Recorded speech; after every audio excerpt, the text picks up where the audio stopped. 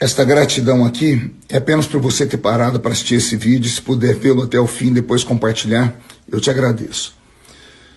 O primeiro que perseguiram e caçaram foi Alan dos Santos, mas ninguém se importou, era apenas um jornalista. Depois foi Oswaldo Eustáquio. Prenderam ele, calaram a sua voz, ele foi parar numa cadeira de rodas, mas era apenas um jornalista de internet. Depois prenderam Daniel Silveira, calaram a sua voz e anularam o seu indulto, mas ninguém falou nada, era apenas um deputado federal meio extremista. Em seguida, tentaram prender Roberto Jefferson, que, indignado, erroneamente, atacou a polícia. Ninguém se importou, era apenas um líder de partido. Depois caçaram o mandato de um deputado do Paraná, porque criticou as urnas. Ninguém se importou. Afinal de contas, como desconfiar de urnas cuidadas por pessoas tão importantes? Depois foram dezenas de blogueiros, dezenas de influenciadores, dezenas de plataformas que foram desmonetizadas, censuradas e fechadas. Mas ninguém se importou. Eram apenas fake news. Depois foram centenas de pessoas presas, desarmadas, entre elas crianças, mulheres, idosos, doentes, levados para um campo de concentração, e ninguém se importou, pois eram apenas patriotas. Depois foi afastado o governador de Brasília, e então o comandante da Polícia Militar e o secretário de Segurança foram presos, mas ninguém se importou, porque a esquerda estava lutando pela democracia. Depois foi a vez do ex-ajudante de ordens de Bolsonaro.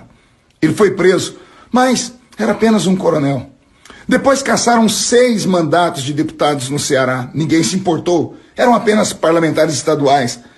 Depois não quebraram o sigilo telefônico de Adélio Bispo, mas apreenderam e quebraram o sigilo do telefone do ex-presidente Jair Messias Bolsonaro. Além disso, apreenderam o cartão de vacinação dele, mas ninguém falou nada, afinal, o cartão de vacina é o responsável por toda a corrupção da política brasileira.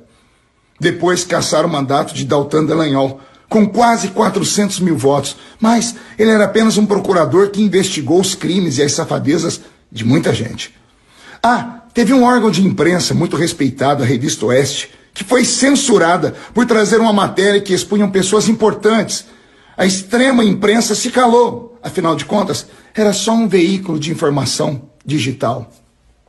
O que revolta é o Congresso não se mover. Aliás, os que podem fazer algo no Congresso são apenas os presidentes das duas casas, da Câmara e do Senado. Ao lado deles, os que podem fazer alguma coisa são os líderes de partidos. Deputados como eu, podemos apenas denunciar. E sabe Deus o que essa denúncia vai me custar. A OAB está calada, os bispos das igrejas católicas estão calados, a Associação de todas as igrejas evangélicas estão caladas, as Forças Armadas parecem amordaçadas, parecem submissas e sem nenhuma reação. A Federação das Indústrias Brasileiras também estão sem ação. Os policiais de todas as ordens estão acatando ordens que, segundo muitos respeitados juristas, são ordens inconstitucionais e ninguém fala nada. Fica uma pergunta: estamos a caminho de uma ditadura?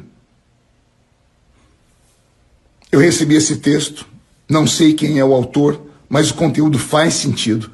Eu dei voz a ele para que possamos pelo menos orar. E quem sabe, se os poderosos assistirem este vídeo, não se sensibilizem também. Que Deus tenha piedade e misericórdia do Brasil de hoje e do Brasil de amanhã, dos nossos filhos, dos nossos netos. Que Deus tenha misericórdia de todos.